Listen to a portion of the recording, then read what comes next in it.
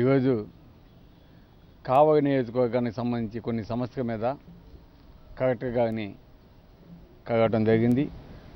ముఖ్యంగా కావగ నియోజకవర్గంలో నీటి సమస్య, అదేవిధంగా కొన్ని రెవెన్యూ భూమికి సంబంధించిన సమస్య, దాంతోపాటు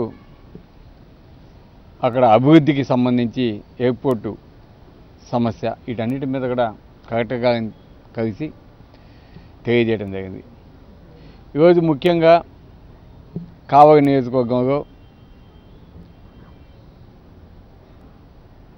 అంబేద్కర్ కాలనీ కోవుపల్లి బోగోలు మండలంలో శ్మశానానికి వారికి గత 20-30 సంవత్సరాల క్రితమే శ్మశానానికి భూమి ఇచ్చింది. ఈరోజు కొంతమంది భూ కబ్జాదారులు దాన్ని ఆక్రమించాలని చూస్తూ ఉన్నారు.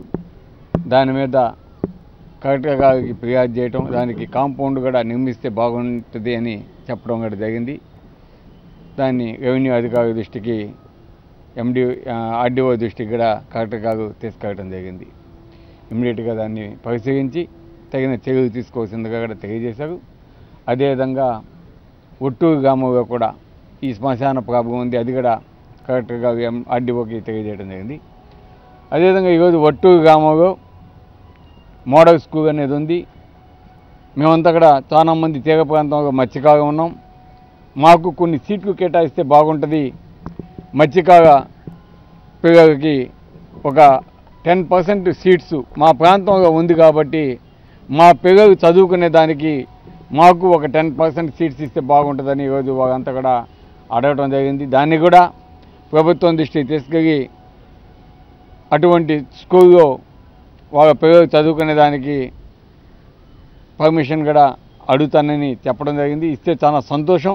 ఎందుకంటే మత్స్యకార పిల్లలు చదువుకునే దానికి మంచి అవకాశం ఉంటుంది. తీర ప్రాంత ప్రజలందరికీ కూడా తీసుకోలేదు. ఈరోజు మళ్ళా ఇవ్వడం జరిగింది. ఆర్డీఓ గారికి కూడా అది తెలియజేశారు. ఇమీడియట్గా దానికి సంబంధించి ఐడెంటిఫికేషన్ చేసి ఆ సైట్ నెంబర్స్ వేయాల్సిందిగా కూడా తెలియజెప్పున్నారు. తప్పకుండా చేస్తారని ఆశిస్తా ఉన్నాం. ఎందుకంటే ఆర్డీఓ గారు కూడా ఈరోజు ఏం చేయని పరిస్థితి. రాజకీయ నాయకుల యొక్క ప్రమేయము, ఒత్తిళ్లు ఈరోజు ఇచ్చిన సైట్లను కూడా క్యాన్సిల్ చేయించి తెలుగుదేశం నాయకుడికి వాళ్ళ బామ్మద్దుడికి ఇచ్చే పరిస్థితి ఈరోజు కావగ నియోజకవర్గంలో చూస్తూ ఉన్నాం. అటువంటి పరిస్థితులు ఈరోజు ఉన్నాయి. అదేవిధంగా కావగ నియోజకవర్గంలో తాగునీటికి చాలా ఇబ్బందిగా ఉంది. ఈరోజు పట్టణంలో కూడా చాలా వార్డులో నీరు లేని పరిస్థితి, ట్రాక్టర్స్ పెట్టి అందించినా కూడా అందించలేని పరిస్థితి చూస్తూ ఉన్నాం. అదేవిధంగా ఉన్న ట్యాంకుల్లో నీరు కూడా లేని పరిస్థితి, చెరువులో కూడా నీరు ఎండిపోయిన పరిస్థితి. ఈరోజు కావగ చెరువులో నీరు ఉంటే ఈరోజు పాపగడ్డి చెరువు కావాలంటే దానికి అనుసంధానమైన కాలువని ఆకుపై చేసుకొని ఉంటే దాన్ని తొలగించకుండా ఆ కాలువ ద్వారా నీరు పెట్టే పరిస్థితి కాకుండా ఈరోజు ఇబ్బంది పడాల్సిన పరిస్థితి చూస్తున్నాం. ఇప్పటికైనా అక్కడ అధికారులు, రెవెన్యూ అధికారులు, కమిషనర్ కావచ్చు, ఆర్డీఓ కావచ్చు, ఆ అన్నపకుంటకు వచ్చే కావగ చెరువు నుంచి వచ్చే కాలువను వెడల్పు చేసి ఇంక ముందన్న ఇబ్బంది కాకుండా దాని ద్వారా నీరు వచ్చే విధంగా ఆకుపై చేస్తుంటే వాటిని తొలగించి వాటిని బాగు చేయాల్సిందిగా కూడా మేము కోరుతున్నాం. అదేవిధంగా ఈరోజు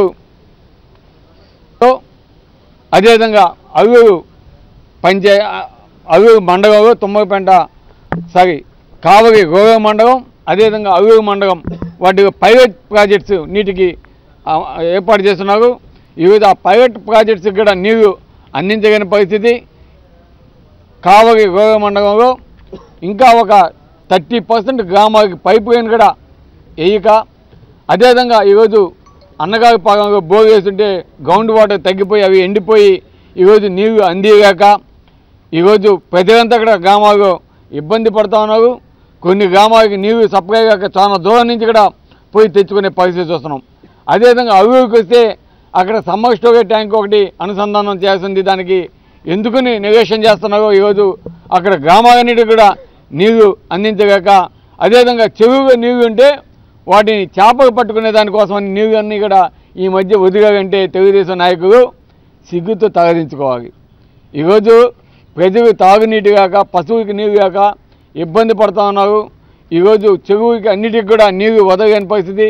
కోవుపల్లి, బోగోలు ఈ ప్రాంతాల్లో కూడా చెరువులు ఎప్పుడు ఎండిపోయాయి కాదు. కోవుపల్లి ఇక్కడ అటువంటి చెరువులు కూడా ఈరోజు ఎండిపోయిన పరిస్థితి చూస్తున్నాం.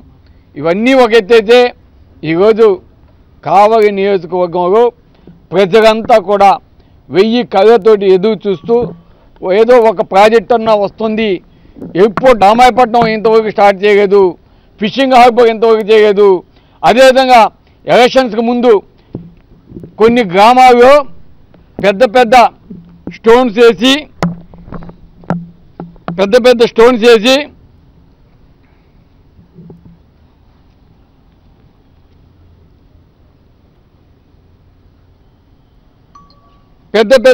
వేసి కోవుపల్లి గ్రామంలో అంబేద్కర్ నగర్లో 94 లక్షలకి ఈ గ్రామంలో రోడ్డు వేస్తున్నామని ఎలక్షన్స్ కోసం ఆ రోజు 2014లో ఎలక్షన్స్ డిక్లేర్ చేసేదానికి ముందు రోజు స్టోన్స్ వేసేసి 94 లక్షలకి ఒక్క రోడ్లో ఒక్క అడుగు కూడా కాంక్రీట్ వేయకుండా డ్రైనేజ్ కట్టకుండా ఎస్సీ ఎస్టీ సప్లాన్ నిధులు ఇక్కడ రాసిన క్లియర్గా ఎస్సీ ఎస్టీ సప్లాన్ నిధులు అవి ఏమైనాయి, ఎటుపోయినాయి, ఇంతవరకు ఎందుకు చేయలేదు అంటే ఎలక్షన్స్ వస్తూ ఉంటే ఈ విధంగా స్టోన్స్కి ఖర్చు పెట్టి ఎంతంటే అంత అమౌంట్ వేయించేసి వారిని మభ్యపెట్టి మోసం చేసి ఈరోజు చాలా గ్రామాల్లో కూడా ఈ విధంగా మోసం చేసిన పరిస్థితి మనం చూసాం. ఈరోజు మాకు ఒకటి అనిపిస్తోంది, తెలుగుదేశం ప్రభుత్వం చంద్రబాబు నాయుడు గారు ఎట్టా ప్రజలందరినీ కూడా మోసం చేసేసాడు.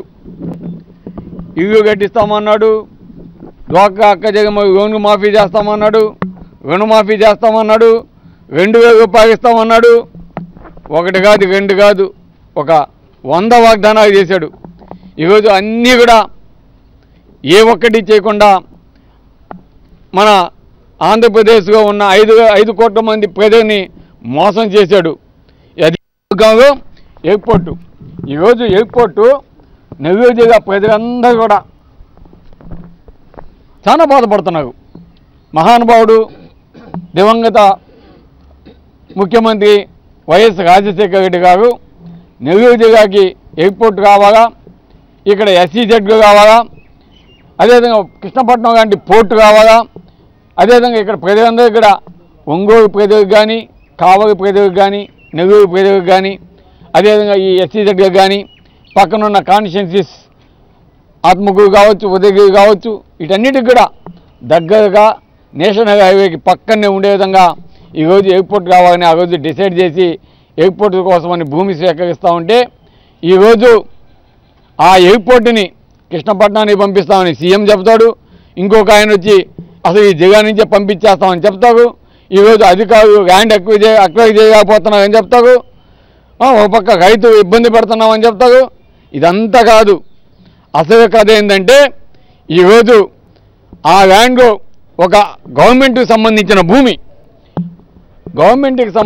భూమి ఒక 600 ఎకరాలకి వేగవారి చేత తెలుగుదేశం నాయకుడికి సంబంధించే లేదా మినిస్టర్స్ ఉండొచ్చు, చంద్రబాబు నాయుడు ప్రమేయం కూడా ఉండొచ్చు. 600 ఎకరాలకి ఏదో అగ్రిమెంట్ ఏదో చేస్తున్నట్టు చెప్తా ఉన్నారు, తెలుస్తూ ఉంది. దాన్ని ఆసరా చేసుకుని కోర్టుని మేనేజ్ చేసి రీసెంట్గా కోర్టు నుంచి స్టే తీసుకొచ్చారు. ఎందుకంటే 600కి 18 లక్షలు ఎక్కడ కొట్టేసేదాన్ని గవర్నమెంట్ భూమికి. దీంట్లో తెలుగుదేశం నాయకుల హస్తం ఉంది. అందుకే ఈరోజు ఈ ప్రాజెక్టు ఆగిపోయింది.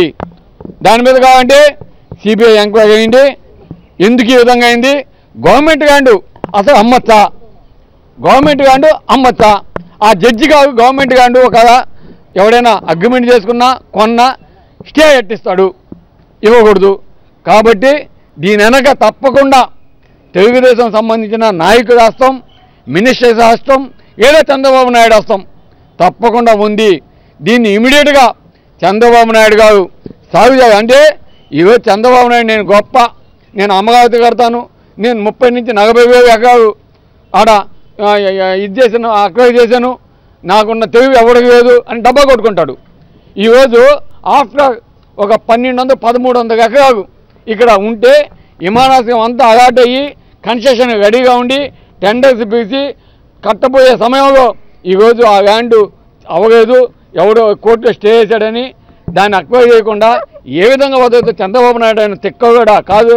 దీని కింద తప్పకుండా దురుద్దేశం ఉంది. డబ్బులు కమిషన్ కోసం కక్కుర్తి పడుతూ ఉన్నారు.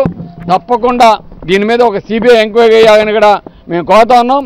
ఈరోజు ఇది కానీ ఎయిర్పోర్ట్ కానీ రాకపోతే మటుకు కావలి ప్రజలు తెలుగుదేశం మటుకు ఉపేక్షించరు. ఈరోజు రామాయపట్నం పోర్టు ఇస్తామని చెప్పి చంద్రబాబు నాయుడు కలబోయే మాట చెప్పి 3.5 రోజు కర్నూలు జిల్లాలో మళ్ళా చంద్రబాబు నాయుడు గారి ఆధ్వర్యంలో హత్యా రాజకీయాలు మనం చూస్తూ ఉన్నాం. నిన్న జరిగిన మాగనకాండలో వైఎస్ఆర్ కాంగ్రెస్ పార్టీ ఇన్ఛార్జి నారాయణ రెడ్డి గారు మరణించడం చాలా బాధాకరమైన విషయం.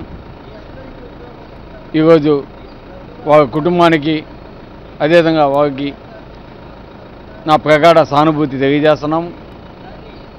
వారి కుటుంబానికి ఎప్పుడు కూడా వైఎస్ఆర్ కాంగ్రెస్ పార్టీ మేమంతా కూడా అండగా ఉంటాము.